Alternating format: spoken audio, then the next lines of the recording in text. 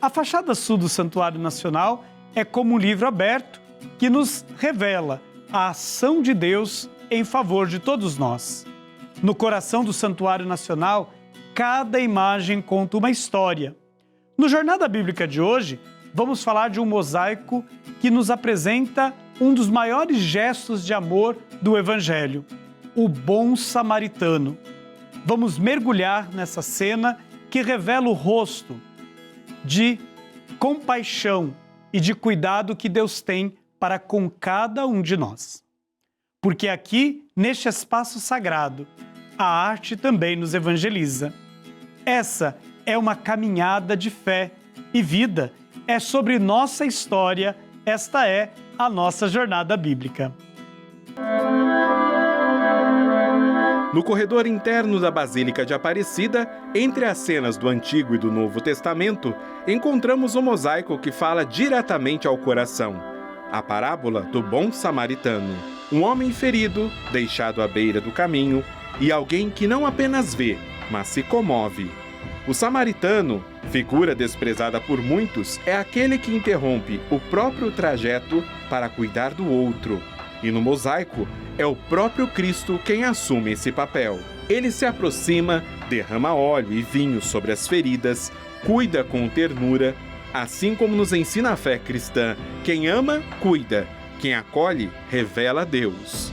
Essa imagem nos recorda que somos chamados a reconhecer Cristo tanto naquele que acolhe quanto naquele que sofre, porque no gesto de compaixão se revela a presença viva do Evangelho.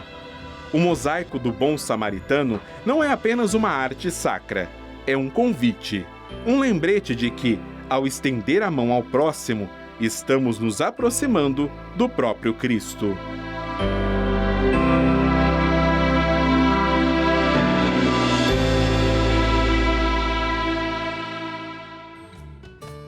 E hoje contamos aqui com a presença do Denis, que vem concluir esta jornada bíblica que estamos fazendo no mês de setembro, mês dedicado à Palavra de Deus. E quantas coisas pudemos aprender neste mês e quantas coisas temos por tarefa dividir com as nossas comunidades. Não é, Denis? É isso mesmo, padre. Mês de setembro, mês da Bíblia, é um mês importante para a gente, que a gente está fazendo uma caminhada, né, durante esse mês com a Sagrada Escritura, nos aprofundando na Palavra de Deus para levar isso. Não adianta entender, aprender e não colocar em prática e não partilhar com os irmãos, né? Então, essa é a ideia. Por isso, primeiro, já agradecendo, né, padre, por esse mês todo passarmos juntos aqui no Jornada Bíblica, dando esse incentivo para todos os que nos acompanharam nesse mês de setembro, que continuem firmes nos seus estudos da Palavra de Deus aí nos próximos meses. E a gente já aproveita, logo no início dessa nossa entrevista, para você que se interessar em conhecer mais a Palavra de Deus, o Denis tem lá o seu perfil no Instagram, onde ele dá informações, ele ajuda também e contribui com a formação bíblica. Denis, relembra pra gente o seu perfil no Instagram. Isso aí, prof.denisduarte, @prof.denisduarte, lá no Instagram. Eu faço alguns vídeos, algumas lives também, disponibilizo um material aí para quem quer aprender um pouquinho mais sobre a Palavra de Deus.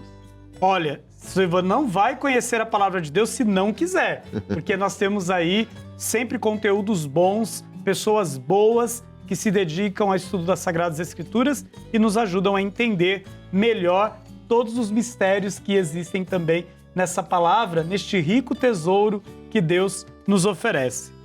Denis, nós vamos encerrar o mês falando pessoalmente de uma das cenas mais belas que eu vejo nas Sagradas Escrituras e que nos mostra essa face misericordiosa de Deus para com cada um de nós, que é a cena do bom samaritano. Por isso, a pergunta que vem ao coração logo para a gente iniciar esta conversa: qual é o contexto que se dá esta cena nas Sagradas Escrituras? Muito bem. A gente precisa entender bem, padre, a relação da turma de Israel, o povo de Israel, com os samaritanos. Porque o território era basicamente dividido em duas partes, norte e sul. E no meio passa a Samaria, né? Então havia ali um conflito porque samaritanos e israelitas não se davam, né? Era uma coisa assim de séculos.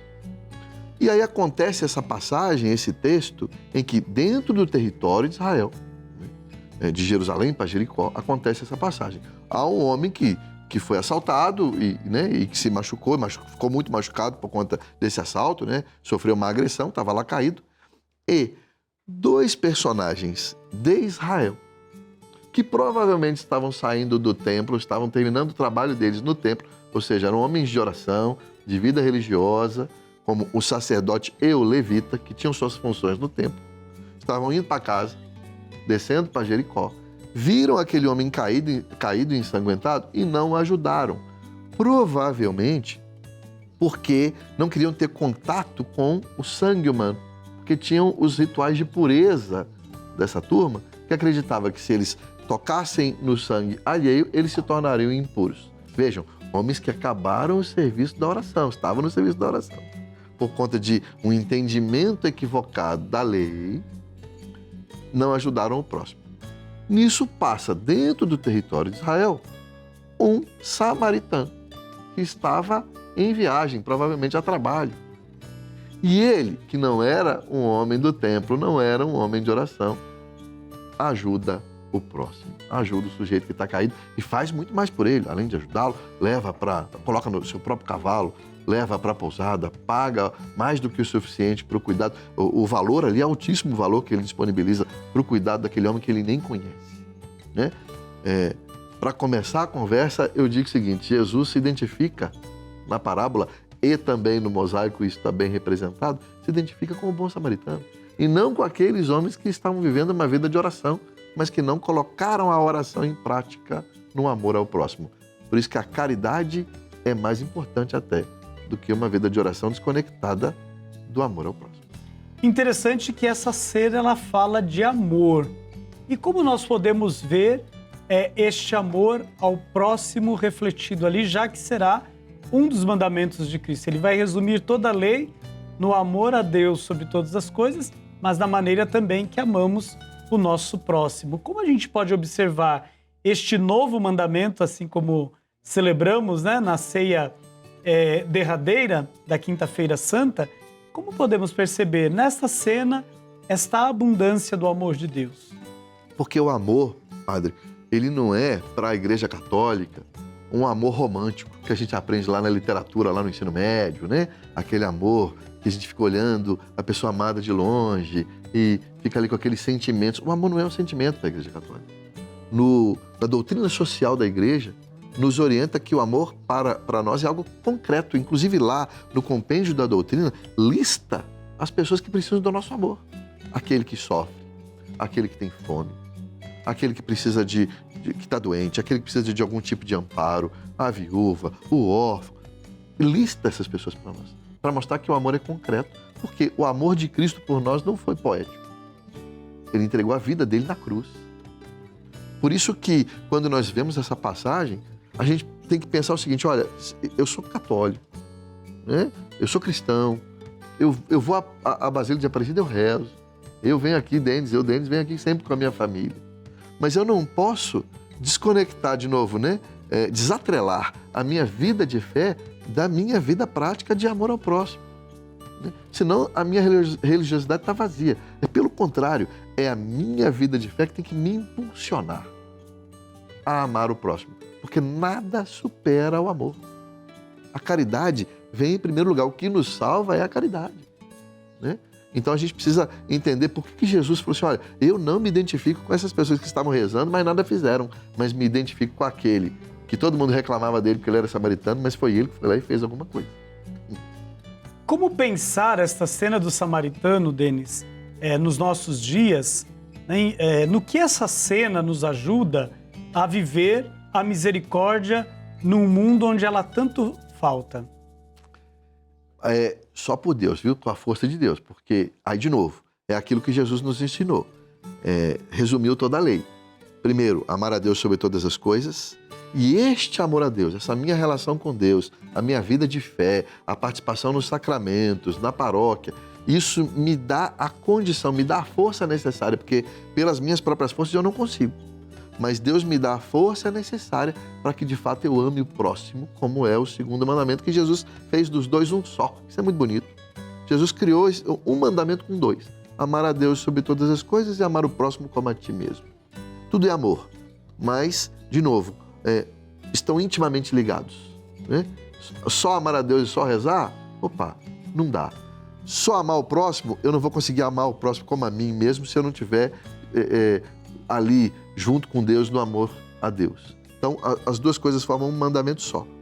Eu amo a Deus, ou seja, eu cultivo a minha relação com Ele e assim Ele me dá as condições necessárias para eu amar de verdade o próximo, para eu me abrir ao amor ao próximo, verdadeiramente. Denis, você vem aqui como romeiro ao Santuário de Aparecida. Como que você percebe que este santuário ele pode ser esta figura do bom samaritano na vida de tantos peregrinos que por aqui passam? Ô, padre, isso até emociona a gente. Eu venho aqui desde a minha infância, então eu moro aqui na região há 20 anos. Eu me casei aqui. O meu filho mais velho foi batizado aqui. A minha filha só não foi batizada aqui porque era pandemia naquele período. E o que eu vejo aqui, toda vez que eu venho, que me impressiona, eu sei, muita gente vem para agradecer. Tantas promessas que fizeram e vem aqui para agradecer. Mas eu vejo também tanta gente que está como esse homem caído na estrada, tanta gente com tanta ferida, tanto sofrimento na vida, tanta dificuldade, e que vem aqui na casa da mãe pedir uma ajuda. Vem aqui diante da imagem da Virgem Maria pedir um auxílio, pedir a força para conseguir seguir firme, né? E aqui, essas pessoas todas, e eu digo por mim, a gente se sente acolhido, a gente se sente amado mesmo, amado por Deus, pela Nossa Senhora Aparecida, a Virgem Maria, por todos que aqui atuam, que, como eu já disse em programas anteriores, a marca do santuário é de fato a acolhida. A minha esposa e eu, nós passamos um momento muito difícil na vida recentemente. Ela teve um câncer muito agressivo. E uma das primeiras coisas que eu recebi foi a mensagem de um padre redentorista, que eu conheci aqui no santuário. E os padres todos que eu conheci, os amigos daqui, sempre nos acolhendo, perguntando e nos apoiando. Essa é a marca desse lugar, né? E quando agora se tornando esta Bíblia ao céu aberto, a gente poder não só ver uma imagem de um bom samaritano, da passagem do bom samaritano, mas experimentar isso enquanto a gente caminha por aqui, porque é isso que a gente experimenta, é uma coisa que é difícil até explicar e, como acho que o senhor pode ver, emociona um pouco. Sim, é sempre um momento ímpar, né, para cada um que passa aqui pelo santuário. Eu sempre costumo dizer que uma das mais belas coisas que nós podemos fazer aqui em Aparecida é ficar ali por alguns minutos parado diante da imagem de Nossa Senhora e contemplar como que os romeiros, eles trocam olhares com a imagem de Nossa Senhora Aparecida. Mas não é só trocar olhares com a imagem. Ali a gente vê uma relação de filho que se coloca nas mãos da mãe e diz: olha, mãe, vim aqui para te ver. E aí o restante a senhora cuida. Denis, mais uma vez, a gratidão é a palavra que expressa este caminho que você fez conosco aqui no mês de setembro, e acredito que ajudou as nossas comunidades eclesiais que acompanham o nosso programa, que aproveitam desse programa para estudar as Sagradas Escrituras, devem ter aproveitado bastante, e tudo isso vai sendo semeado no coração do povo. E como diz Paulo, uns semeiam, outros cultivam e outros vão colher.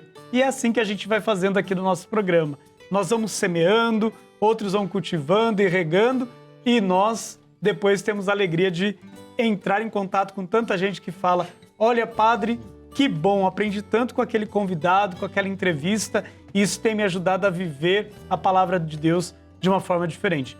Muito obrigado mais uma vez e te desejo aí muitos bons frutos, né, na pesquisa bíblica. A gente que leciona, a gente sabe, né, da alegria de que é ensinar, de que é compartilhar com outros tudo aquilo que vamos descobrindo, tudo aquilo que vai alimentando o nosso coração, a esperança de um dia nos encontrarmos todos juntos e juntos contemplarmos aquele que nos criou.